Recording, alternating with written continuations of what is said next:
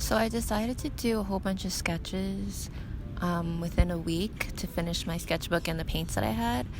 I didn't know how much I would get done, but I just figured why not.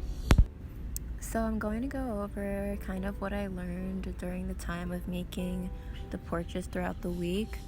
It ended up being 89 portraits that I completed. I spent about 15 to 30 minutes on each one. And I didn't really have any expectations of the work. I was mostly just doing an exercise for myself.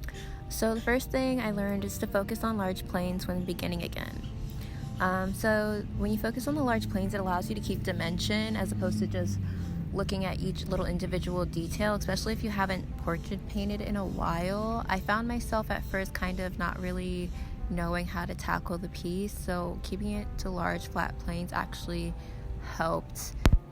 So the second thing I kind of realized while painting again was that the difference of the results that like going fast and going slow gives you when moving through a painting.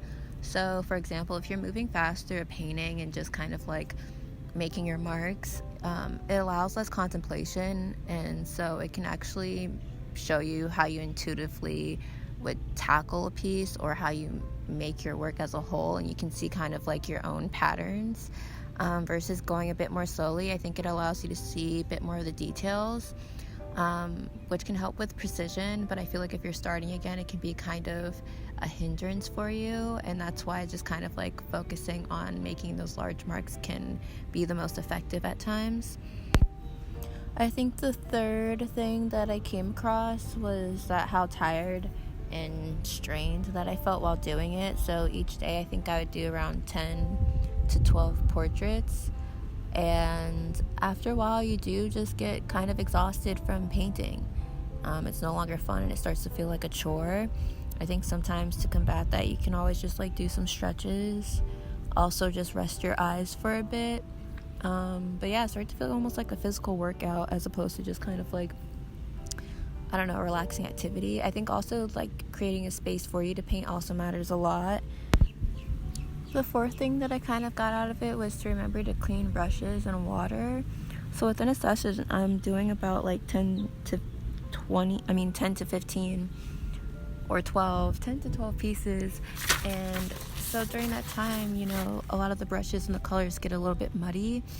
And so when you're painting, your colors are no longer pure. So actually cleaning midway or maybe every 2 to 3 pieces was actually kind of helpful for me.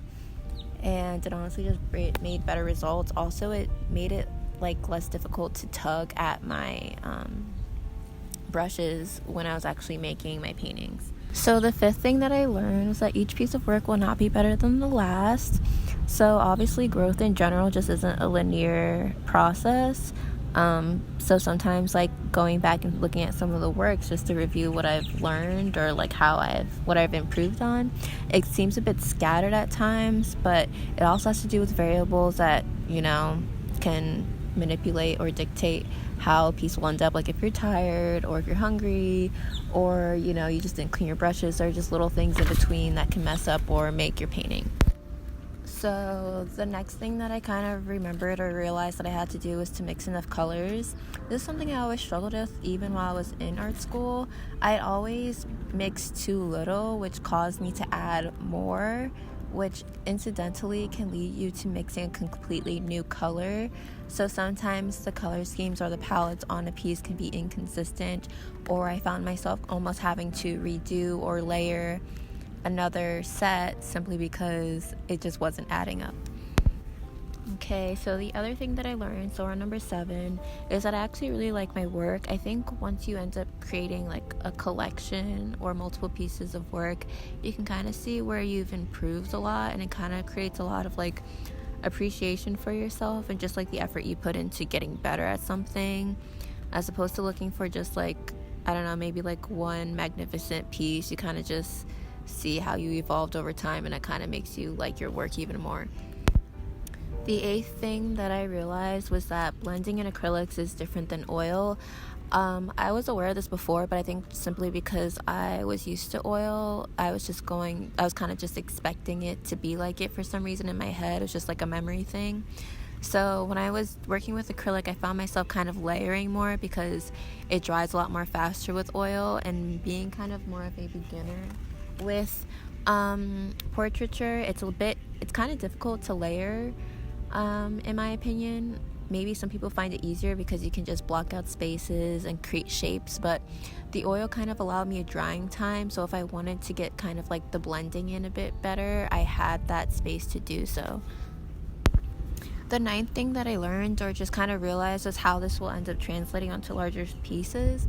So pretty much this is like a really good practice to, I think, learn patterns. I think that's kind of what a lot of painting is just learning how to make patterns through marks in order to convey a certain idea or message. So I was just considering the fact that I am building kind of like a skill set so I can create more complex works for myself in the future, especially larger ones.